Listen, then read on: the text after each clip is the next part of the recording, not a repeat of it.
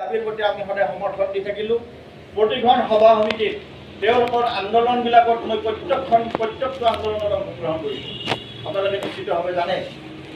আৰু আমি এটা দাবী কৰি আহিছিলোঁ, ৰাজ্য চৰকাৰক আমি দাবী কৰিছোঁ, আমাৰ কৰ্মচাৰী পৰিষদৰ দাবী চনদত অন্তৰ্ভুক্ত হৈছে যে আমি টিউটৰ শব্দৰ বিলুপ্তি বিচাৰিছোঁ।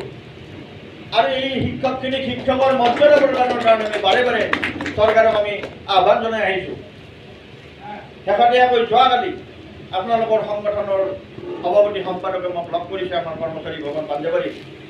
মই তেখেতসকলক সংগ দিছোঁ আৰু তেখেতসকলে এটা নতুন ধাৰণা দিছে আৰু আমিও সেই কথাটোত গুৰুত্ব দি আছোঁ যে তেখেতসকলে কৈছে যে আমাক টিউটৰ বুলি কওক, কিন্তু আমাৰ পদসমূহ প্ৰাদেশিকীকৰণ কৰক।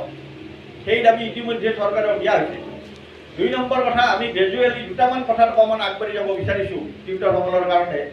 যিহেতু তেখেতসকলে আমি যেনেকৈ শিক্ষকতা কৰি সময় নিৰ্ধাৰিত সময়ত আমি একেধৰণৰ কাম কৰি আছোঁ, টিউটৰসকলে একেধৰণে কাম কৰি আছে আৰু বহু হাজাৰ এনেকুৱা শিক্ষক। তো আমি দুটা কথাত গুৰুত্ব দিছোঁ। এতিয়া আমি ভাবোঁ অন্ততঃ এইটোতো অহা সপ্তাহত আমি আমাৰ সম্পাদক প্ৰধানভাৱে মই চহী কৰি আমি এখন মেম'ৰেণ্ডাম দিম। তেওঁলোকে বিচাৰিছে যে আমাৰ টেটৰ কণ্ট্ৰাকচুৱেল টিচাৰবিলাকৰ ক্ষেত্ৰত যেতিয়া কাৰোবাৰ আকস্মিক দুৰ্ঘটনা হৈছে বা মৃত্যুবৰণ কৰিছে বা আমি আমাৰ মাজৰ পৰা হেৰুৱাব লগা হৈছে, সেইসকলক এককালীনভাৱে ৫ লাখ টকা এটা দিয়াৰ ব্যৱস্থা আছে। আৰু আমি দাবী কৰিছোঁ আমাৰ শিক্ষকখিনিক গ্ৰেচুইটিটো প্ৰদান কৰিব লাগে। গ্ৰেচুইটিটো প্ৰদান কৰিলে আমাৰ এটা বিশেষ ধৰণৰ লাভ হ'ব। আৰু তেওঁৰ কিবা কাৰণত ভগৱান হানি বিঘিনি হ'ল, তেতিয়া তেওঁৰ পৰিয়ালটো অন্ততঃ ৫ লাখ টকা চৰকাৰে আজি কণ্ট্ৰাকচুৱেল টেটৰ টিচাৰবিলাকক যেনেকৈ দি আছে, এই টিউটৰখিনিকো তেনেকৈ ৫ লাখ টকা এটা সাহায্য দিব লাগে। এইটো কাৰ্যকৰী কৰিব লাগে, সেই কথাটো আমি জোৰ দিছোঁ।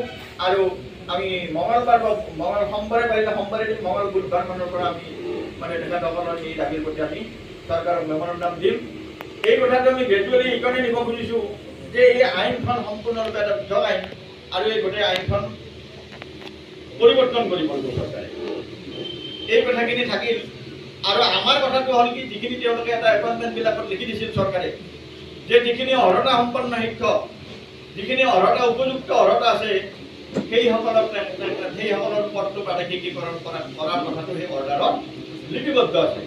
গতিকে আমি চৰকাৰৰ দাবী জনাই আহিছোঁ। আমি অকল পৰিষদৰ তৰফৰ পৰাই নহয়, আমি আমাৰ সংস্থা, আমাৰ যি এম ডি সংস্থাৰ সভাপতি বহি আছে, তেখেতসকলৰ সংস্থাৰ পৰা দাবী দিয়া আছে, আমাৰ সংস্থাৰ পৰা দাবী দিছোঁ যে যিবোৰ অৰ্হতা সম্পন্ন, এতিয়া অধিকাংশ লোকে অৰ্হতা সম্পন্ন হৈছে ক'ৰবাত ২-১গৰাকী বাহিৰে।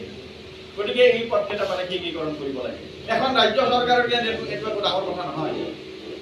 এখন ৰাজ্য চৰকাৰে ইমান ডাঙৰ ডাঙৰ কাম কৰে আৰু এই ল'ৰা ছোৱালীক শিকাই থকা শিক্ষকখিনিকো এই মৰ্যাদা দিব লাগে। এই ক্ষেত্ৰত আপোনালোকে এইটো আস্থা বিশ্বাস ৰাখক। আমি কোনো কাৰণত এই টিউটৰসকলৰ বিষয়টো আমি এৰাই চলিব নোৱাৰিম, কাৰণ সমাজৰ এই বিষয়খিনি, এই সমস্যাখিনি এটা সামাজিক সমস্যা। আৰু সামাজিক সমস্যা যেতিয়া হয়, সামাজিক সমস্যাৰ পৰা আমি কোনো কাৰণত আহ্বান কৰি বা ফালৰি কাটি থাকিব পৰা ব্যৱস্থা বুলি নহয়। এই কথাখিনি আপোনালোকক মই আশ্বাস দিলোঁ। আজি এই কথাটোত মই পৰিৱৰ্তন কৰি দিব নোৱাৰোঁ। ব্যৱস্থা কৰিলৈকে হেঁচি যাব পাৰিম, দৌৰি যাব পাৰিম আৰু আপোনালোকক লগত লৈ যাব পাৰিম। এইখিনি কাম কৰিবলৈ আমাৰ কোনো অসুবিধা নাই। এইখিনি কামৰ কাৰণে আমি যি মুহূৰ্তত লাগে তেতিয়াই যাম। আৰু আপোনালোকৰ সংগঠনৰ লগত মই অহৰহ লাগি আছোঁ। তেখেতসকলৰ লগত সদায় কথা পাতি আছোঁ, কি কৰিব লাগিব, কেনেকৈ যাব লাগিব। তেখেতসকলে যথেষ্ট